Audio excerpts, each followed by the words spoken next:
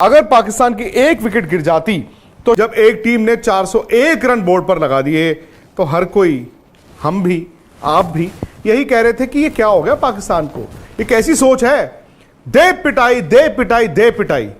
पर न्यूजीलैंड पर सवाल उठता है अब, जो टीम 401 रन बना के भी मैच हार जाए, भाई वो टीम तो जाना डिजर्व नहीं करती सेमीफाइनल में। पाकिस्तान ने ये मैच जिस तरह से जीता है, कोई बड़ी बात नहीं कि यही टीम सेमीफाइनल में जाए। वो जो बरसात आई उसने थोड़ी देर के लिए न्यूजीलैंड की हेल्प की, लेकिन दोबारा जो बरसात आई उसने ही न्यूजीलैंड के लिए जो मैच था वो दफना दिया। लेकिन फखर जमान ने जिस तरह बैटिंग करनी शुरू की, और फखर जमान की बैटिंग आपको 90s की बैटिंग की तरह दिखी होगी, जैसे सईद अनवर खेलते थे।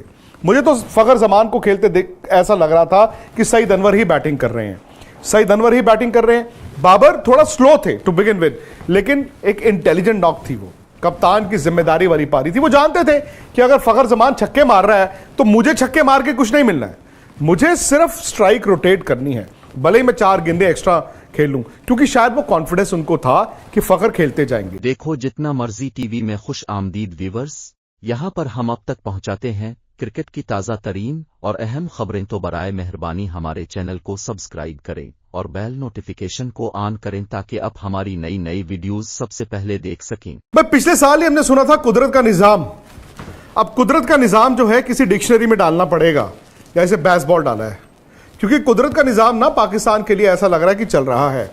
आपने आज का मैच देखा होगा, भाई वक्फे पे जब एक टीम ने 401 रन बोर्ड पर लगा दिए तो हर कोई, हम भी, आप भी यही कह रहे थे कि ये क्या हो गया पाकिस्तान को, ये कैसी सोच है, दे पिटाई दे पिटाई दे पिटाई। पर न्यूजीलैंड पर सवाल उठता है अब, जो टीम 401 रन बना के भी मैच हार जाए, भाई वो टीम तो जाना डिजर्व नहीं करती सेमीफाइनल में। हाँ, पाकिस्तान की दिक्कत यह है कि उन्होंने लेट स्टार्ट किया है, वो बड़े मैच हारते रहे, सिर्फ बांग्लादेश, नेदरलैंड्स और श्रीलंका को हराया, तो वो भी डिजर्व नहीं करती। लेकिन हकीकत यह है कि फिलहाल पाकिस्तान ने यह मैच जिस तरह से जीता है, कोई बड़ी बात नहीं कि यही टीम सेमीफाइनल में जाए। इक्वेशन अभी भी मुश्किल है, लेकिन बात पहले आज के मैच की। वो जो बरसात आई उसने थोड़ी देर के लिए न्यूजीलैंड की हेल्प की, लेकिन दोबारा जो बरसात आई उसने ही न्यूजीलैंड के लिए जो मैच था वो दफना दिया। भाई आप 402 चेज कर रहे थे, अब्दुल्ला शफीक आउट हो गए थे, लेकिन फखर जमान ने जिस तरह बैटिंग करनी शुरू की, और फखर जमान की बैटिंग आपको 90s की बैटिंग की तरह दिखी होगी, जैसे सईद अनवर खेलते थे। मुझे तो फखर जमान को खेलते देख ऐसा लग रहा था कि सईद अनवर ही बैटिंग कर रहे हैं, सईद अनवर ही बैटिंग कर रहे हैं। बाबर थोड़ा स्लो थे टू बिगिन विद, लेकिन एक इंटेलिजेंट नॉक थी, वो कप्तान की जिम्मेदारी वाली पारी थी। वो जानते थे कि अगर फखर जमान छक्के मार रहा है तो मुझे छक्के मार के कुछ नहीं मिलना है, मुझे सिर्फ स्ट्राइक रोटेट करनी है, भले ही मैं 4 गेंदे एक्स्ट्रा खेल लूं, क्योंकि शायद वो कॉन्फिडेंस उनको था कि फखर खेलते जाएंगे। लेकिन मेरा यह मानना था कि अगर पाकिस्तान की एक विकेट गिर जाती तो शायद वो दबाव आता, क्योंकि अक्सर होता क्या है ना, जब आप 402 रन चेज कर रहे हैं लगता है कि यार हम बना देंगे, और ब्रीफ एक पीरियड आता है जहां पे लगता है कि टीमें जो हैं चेज कर देंगी, बट फिर एक विकेट गिरती है, फिर 2 गिरती हैं, और फिर एंड में जाके रिजल्ट आपकी फेवर में नहीं जाता। इसीलिए जो बरसात हुई, जो पहले 1 घंटे की बरसात हुई, फिर टारगेट रिवाइज हुआ, 41 ओवर में 342 बनाने हैं, वहां पर पाकिस्तान का नुकसान था। ओवर 9 निकल गए, लेकिन एक हाई स्कोरिंग गेम में रन सिर्फ 60 कम हुए, लेकिन उनको फायदा हुआ वो जो 1 घंटे का ब्रेक हुआ, क्योंकि न्यूजीलैंड को उससे कोई फायदा नहीं हुआ, और फखर जमान और बाबर को सिर्फ आके दोबारा से 8-10 गेंदों में अपने आप को अप्लाई करना था। बट वो एक बात समझ गए थे कि ये मैच 41 ओवर नहीं जाएगा।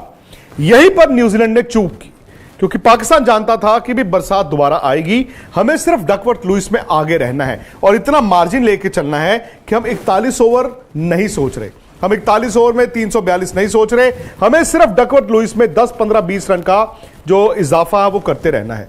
यहां पर न्यूजीलैंड के कप्तान केन विलियमसन ने मूर्खता की, सबसे बड़ी बेवकूफी की। वो जानते हैं बरसात ऐसा नहीं है कि अचानक से गिरती है, और कवर्स भी ऐसे नहीं है कि अचानक से प्रकट हो जाते हैं।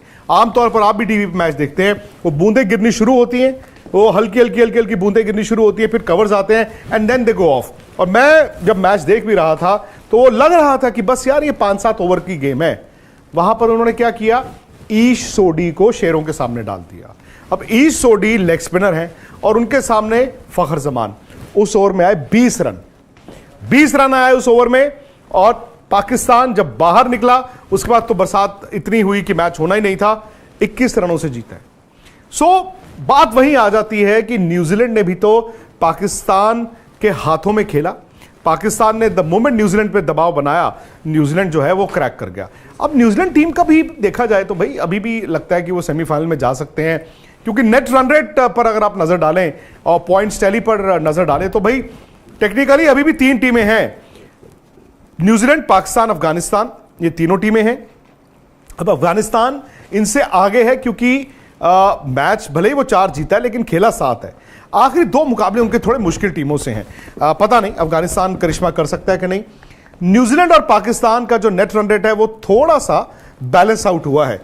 मुझे नहीं पता कि रनों के लिहाज से कितना फर्क पड़ा है, लेकिन चूंकि पाकिस्तान ने जल्दी रन बनाए तो हो सकता है जो 85 रन का इन दोनों के बीच या 15 ओवर का जो फासला था, हो सकता है कि वो तकरीबन अब 50 रन या 45 रन पर आ गया हो।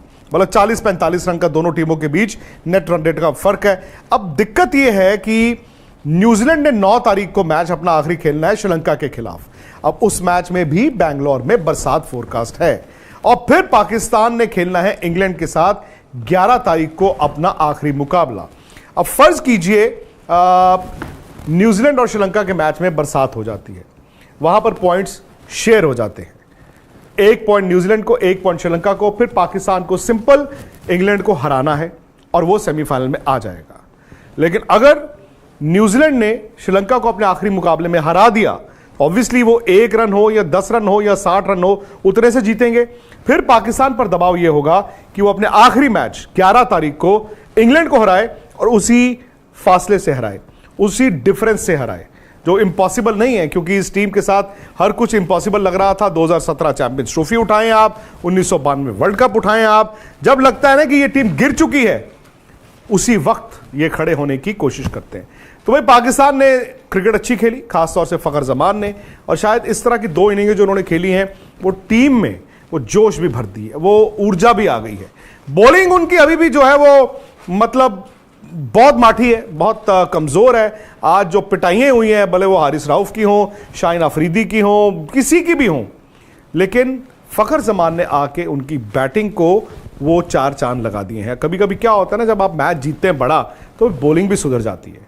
तो ये एक तरह से अभी भी मुझे लगता है कि वो कुदरत का निजाम की जो बात कर रहे थे, इंडिया वर्सेस पाकिस्तान सेमीफाइनल हो सकता है। पहले मैच के बाद लगा ये पाकिस्तान तो दूर दूर तक नहीं है, लेकिन अब अगर इंडिया कल साउथ अफ्रीका को हरा दे और पाकिस्तान चौथी टीम बन के आ जाए, तो फिर कोलकाता में 16 तारीख को ये दोनों टीमें आमने सामने हो सकती हैं। अब आपको क्या लगता है, क्या यह मुमकिन है?